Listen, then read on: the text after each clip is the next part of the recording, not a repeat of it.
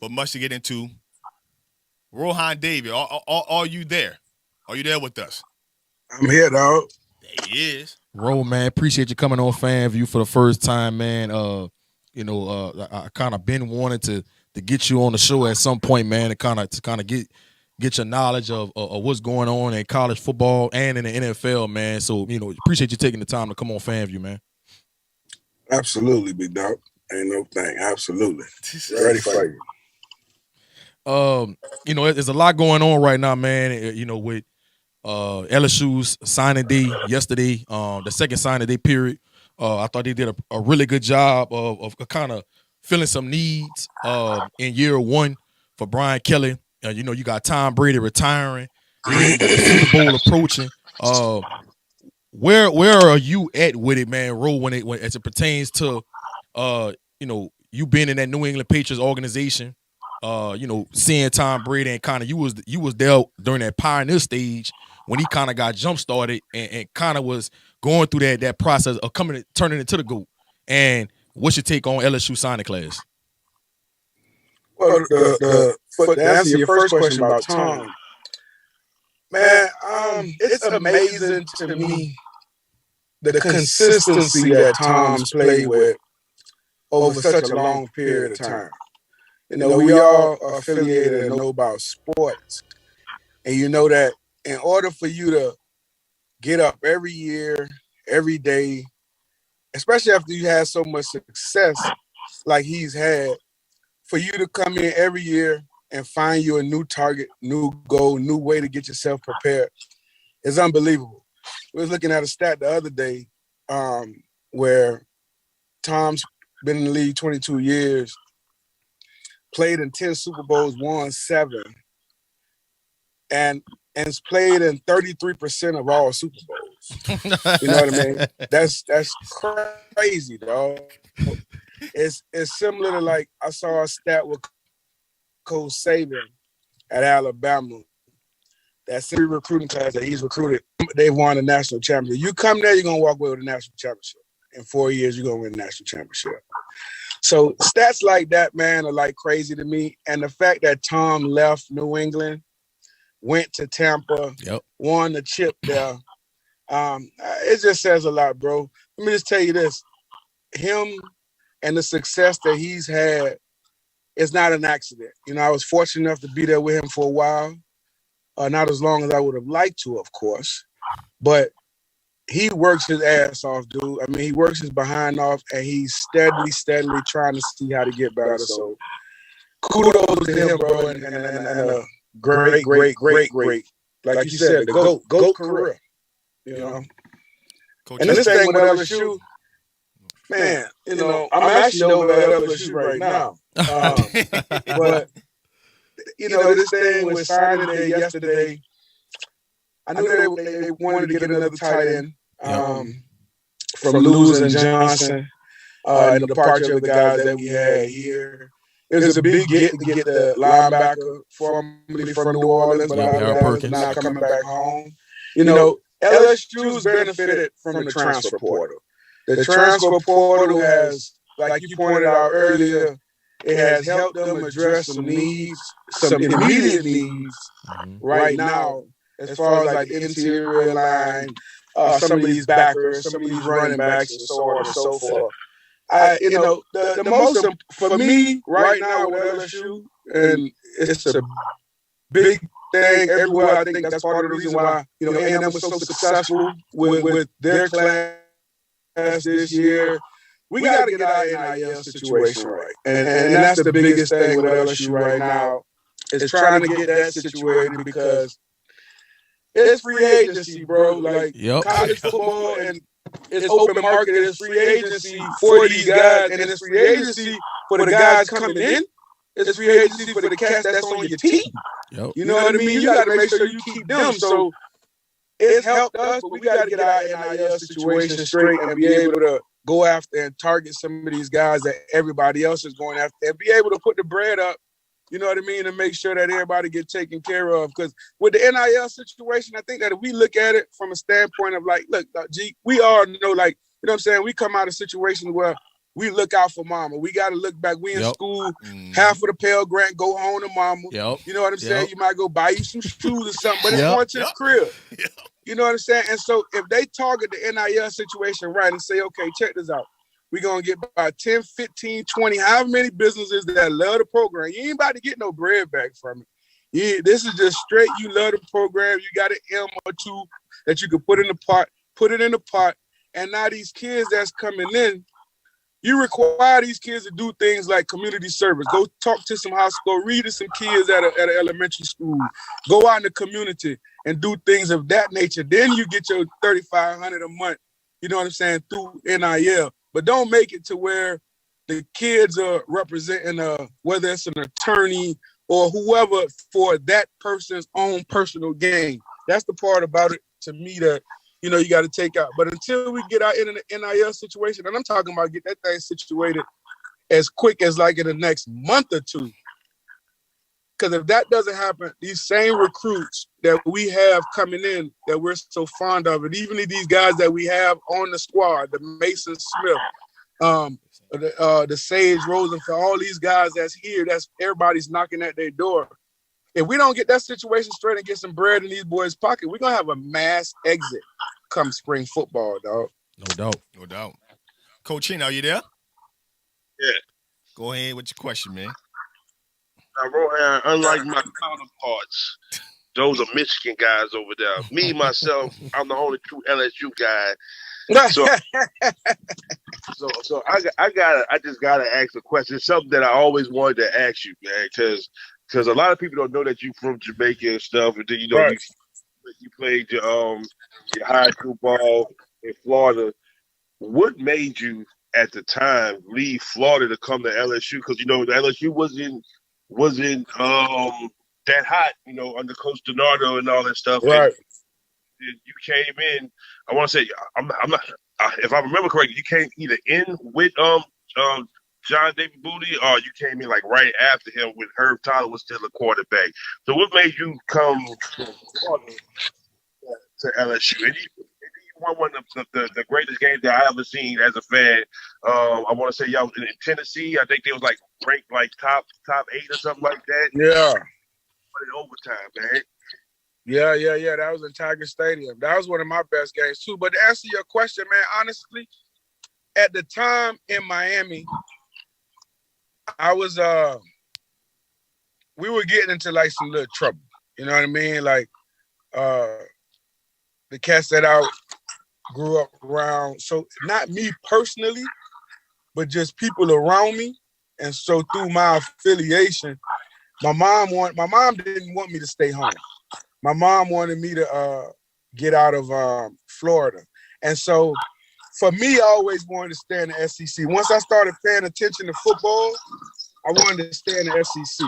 And honestly, dude, I saw LSU playing Florida my junior year, and Herb Tyler was the quarterback.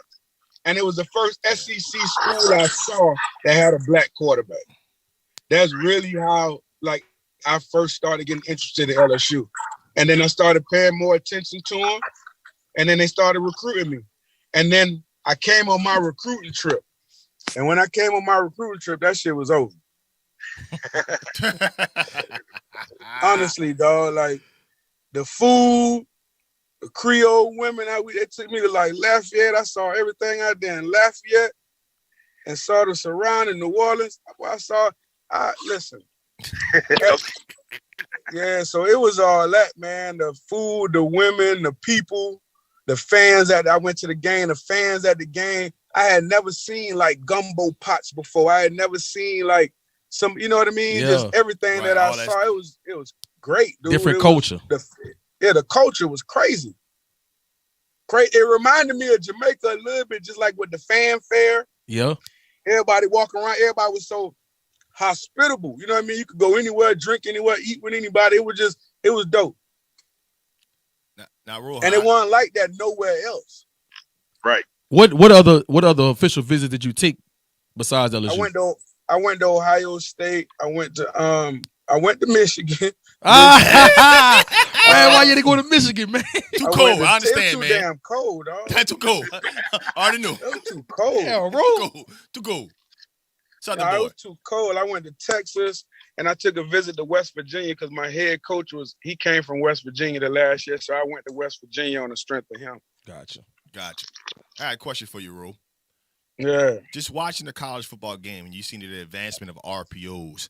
What's your take on how the college football game has changed now that all these schools are now, and all these quarterbacks now, you know, the college game has evolved to being more of an RPO kind of style. What is your take on what you've seen about RPOs? You're right, bro. You know what it is? It's really just it's just a fast breaking like basketball on grass now. It's like basically everything is 7-on-7. They're trying to take the physicality out of the game, and especially at the quarterback position, they're trying to take, because I mean those are the guys that sell the tickets, so they're trying to keep those guys scaly, basically unhinged and no stress during the game. And I mean, I'm a quarterback, so I appreciate the physical part of the game. I could appreciate them trying to take out, the hits and the roughnecking and stuff like that. But man, I think it benefits the quarterback in this type of football, especially with what we get involved with, with the 7-on-7 and all that. It just speeds up their mental so much faster. And like say when I was playing, because it's no more so much let's just run the ball. Teams now, an extension of the run, like you said, is the RPO, and that's basically just box. You know what I mean? Like I'm reading one guy, he steps up, I'm pulling, he gets back, I'm popping him. So I think that it benefits offense tremendously, man, with the way that it has changed football, with just the rules, taking the physicality out the game, the inception of the RPO. I think it's changed for the better on the offensive side, as far as you want to put up more points, you want to see more exciting plays. But defensively, I think it's definitely a detriment to them, to those guys. Ro, I talked to a lot of different African American young kids that go play college football, and some of them get an opportunity to play at the next level in the NFL. Yeah. And what would you say is the biggest hurdle for African American quarterbacks as it pertains to when you leave high school, getting to college, getting a real opportunity to start at a predominantly white university, and then leaving that situation and being able to go to the NFL and have success like a Deshaun Watson and a Russell Wilson of the world? And we're seeing way more African American black quarterbacks be successful than ever before. What is the biggest hurdle, and how do kids get over those hurdles from high school to college to the pros? It's a good question. I mean, I can answer it because, I mean, hell, I went through some of those hurdles. Right.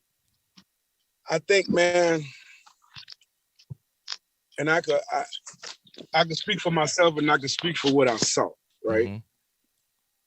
For me, I'll give you an example. One day my mama called me when I was in New England, and I was like, all right, Mom, I'll holler at you later. I got to go to work. Right. And my mama said, where you work at? You know what I'm saying? So that's one of the biggest things. I know, for me, it was funny too. You know what I'm saying? But like, you got to get out your mind, especially when you going from the high school to college. And I go in that order. High school to college, you got to understand that you don't know anything. You know what I mean? Like, you coming into a new system, new era, you don't know anything. And then you have to understand, well, for me, I had to understand that I was a black quarterback and I was going to be viewed differently. Yep. So certain things that white quarterbacks did, or way they act or carry themselves, I couldn't do the same thing. Right. You know what I mean? So that to me was the biggest adjustment in college, was just falling in line, but not falling in line to where you lose yourself, but falling in line to where you understand, okay, I'm different. This position is different. This position is played predominantly by a certain guys, certain color guys. And so everything that I'm going to do here, I got to make sure I do it to the 10. You know what I mean? Everything I do, I got to win every sprint. I gotta make sure I'm in class. Like everything I gotta do to the 10th. You know, and that was the difference from high school to college. And then also, you know, y'all know it, just not having nobody there to push. You got to self-motivate yourself. Yep.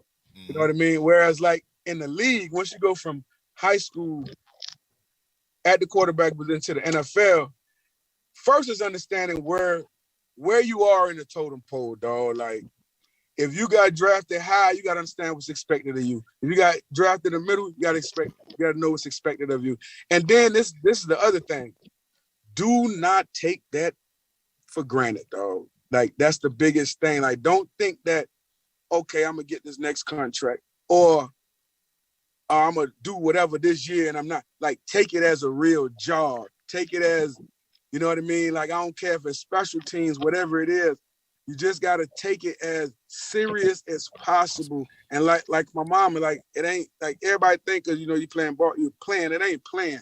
Take it as serious because there's big money in it, and that's the part about it. I didn't take it that seriously when my first year in. You know what I mean? I'm thinking like, okay, I'm gonna make it to the third contract or I'm gonna get my opportunity. And the other thing is this too, especially for our position. Don't think that an opportunity means in the game. Don't think that your shot is when you get thrown on the field to play. Right. Your shot may be when you get asked a question in the film room and you got to go in depth to describe that coverage that you just saw that he just put you up on the board to see if you've been studying. You feel me? Like, dog, they got a story about one of my dudes that coach gave him the tape to bring home to study. This when we had DVD, G. You know what I'm saying? To take home to study. Brought it back. Coach asked him what, you know what I'm saying? How'd you look at it? What you think? Oh, coach, you know, I'm good. See, the DVD was blank, dog. You know what I'm saying? Right. So it's stuff like that they do to you. Mind just games. To see where your mental is, to see if you really going home doing what the hell you supposed to do because they putting this money in your pocket. So that's the biggest advice I can have to any black quarterbacks, bro, or just anybody going in the league. But from my position, and you never stop studying, dog. Like, you never stop studying. You never stop studying at my position. You never stop studying. I don't care. Dude, when I first got in the league, Tom was stamped already. I think he had one chip. I remember Tom calling me. This when I was like, shit, bro. You got to get on your, you know what I'm saying? You got to get on your issue. Tom Brady telling you This that. man called me like 3 o'clock in the morning. He called me. Yeah, that's when I'm telling myself, like, if this man don't won Super Bowl, he calling me at 2:30 in the morning on a Wednesday night to ask me what the coverage is, because he's been up for 3 hours watching film, but he don't know what the double coverage is, whether it's 3 and 6, 2 and 5. He don't know what the combo coverage is, and he can't figure it out. He's been racking his brain for the last 2 hours trying to figure out. He called me like, Shaq, what you doing? I'm like, shit, 12, I'm asleep. You know what I'm saying? Yeah. I'm asleep, but he up, but he the GOAT. You like, that's why I said with him, it's not a coincidence, or is it a fluke why he is or where he is. What that incident right there made me know that I don't work hard enough. Right. No, I remember coming into the locker room. I'm thinking I'm getting in there faster than Tom. I'm in there. It's like 6 o'clock in the morning. I'm in there.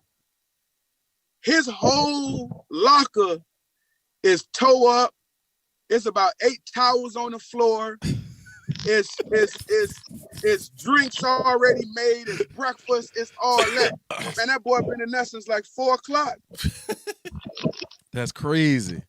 It's crazy, dude. That's when I was like, I gotta change my attitude. Yeah. You know what I mean? My work ethic, dog, because it's not a fluke, bro. Like, that's why anybody talk about, you ain't gonna never hear me say nothing bad about, because I know how he worked. The boy worked, dog. Real. I have a question for you. I want to piggyback kind of off of G question. Most time, and it's a sad thing, but it's, perception is reality. When they say an African American quarterback, they automatically say like he's an athletic guy and all that stuff. How does it? So they kind of try to do that with you a little bit until they honestly understood like this kid has an arm. He doesn't. Just because he's black doesn't mean he's the next Randall Cunningham. Right. Or how do a young kid coming out of high school shake that stigma of being an athletic quarterback and being just a quarterback? Yeah, I think, man, I think that, it just goes back to what they say about, it's like when you see a white cornerback, right? Right. That's like athletic, that's this, they stamp them. So I think, and now they want an athletic quarterback that could do all the things and also throw the football. I think you just got to stick to your guns. Honestly, I think you got to stick to your gun. When I was coming out, I was getting recruited at defensive end and safety. Damn. Never played either one of them. Wow. You know what I mean? I never put my hand in the dirt a day in my life. They did the same thing to Dak Prescott. Yeah. That's what I'm saying. And that's my guy. It's ridiculous.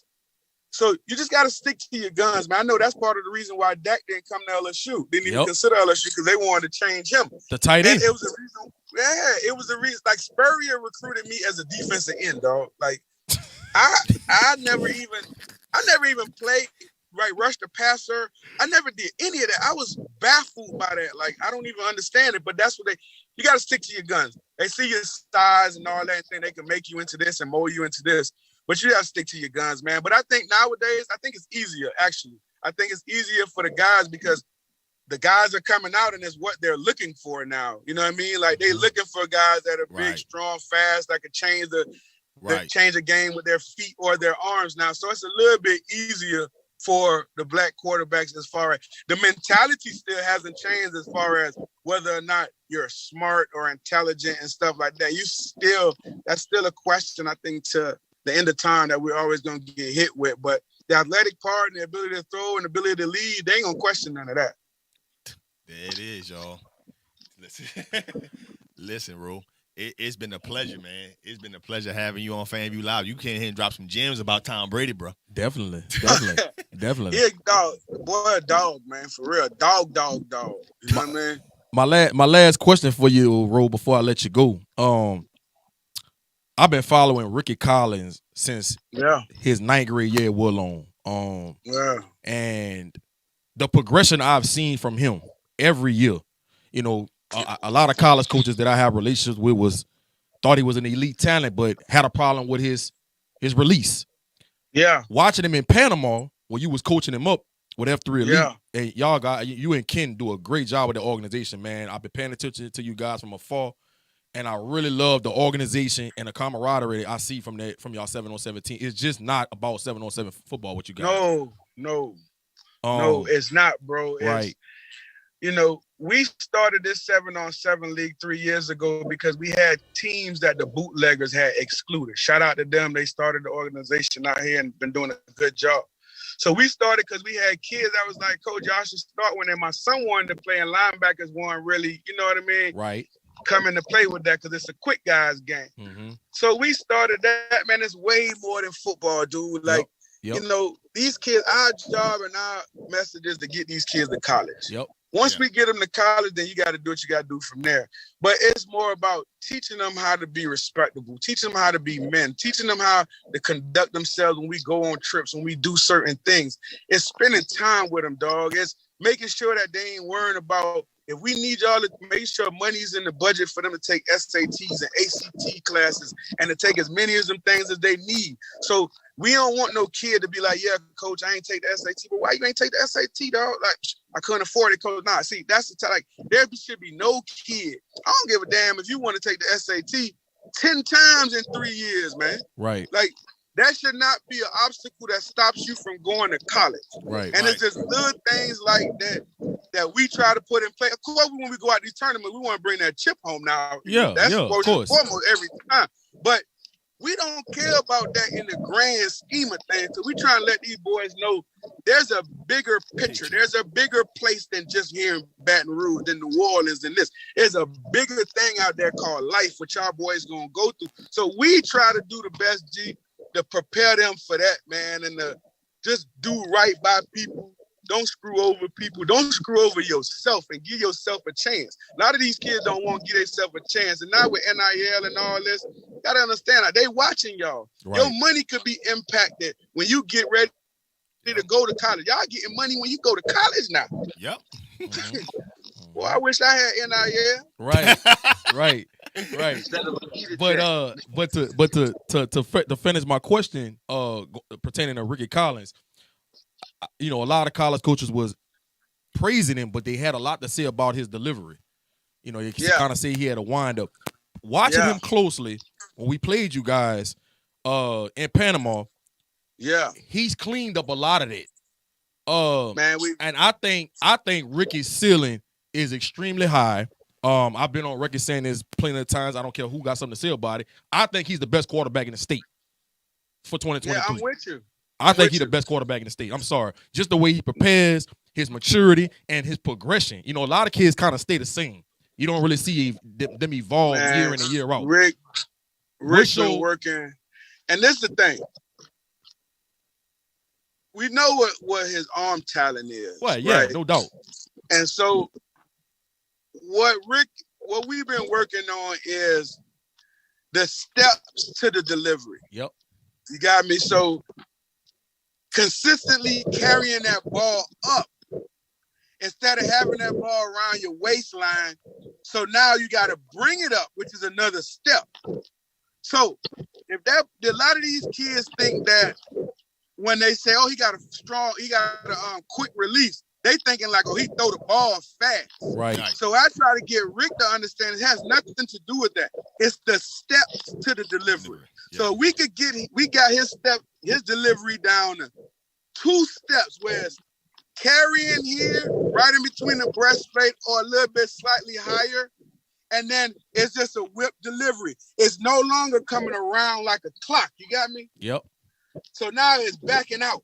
And don't get it twisted. Sometimes when he get long and we got to go deep, he gets back to it a little bit. But, man, I'm right there with you, deep. Like, and he's been working his behind off for 3 years. You know what I mean? To get better. But I'm going to tell you, the biggest thing about that dude, he is a tenacious competitor. Yes. Dude. Yes. Like, that boy is, I'm talking about, dog, when we go to tournaments, he don't care about, like, who we playing if they suck or who start. All he do is look at it and be like, Coach, which one of these is the top ranked teams out here? And he like, okay, I want to play against him. You know what I mean? So that's the thing with the kid. And the kid is super intelligent. Super intelligent. Mm-hmm. Super intelligent. And he's a 3-sport athlete. Quarterback in the state. Yeah. I do. Yeah. That goes for Art. That goes for all of them. I ain't scared to tell you either. I firmly believe that, and it's not because I believe that certain quarterbacks want certain smoke. You feel me? And I believe that some don't. Yep. Right. And I just like I believe in coaches. I don't believe Lincoln Riley wanted that smoke of this SEC. But I believe that 62-year-old little old man we just got want all that smoke. Right. You know what I'm saying? Right. And I think Ricky Collins is the same way. I put him up against anybody, anywhere. No doubt. I kind of wanted to get your analysis on that, man, and see how you. I kind of knew what your answer was going to be, but I'm glad you was able to break it down, man. Just from a progression standpoint and how he has gotten better and cleaned up a little of those technical issues. He has. Yep. He has. Well, man, thank you for coming on FanView, man. Got to get you back on here again in the near future, bro. Talk some ball. Absolutely, bro. Y'all do a good job, man. I appreciate y'all having me on, Jake. No doubt. That's Rohan Davey, man. LSU, big time LSU standout and New England Patriot quarterback. Holla at your Ru. All right, buddy. There it is, y'all. Listen, that man, he came out and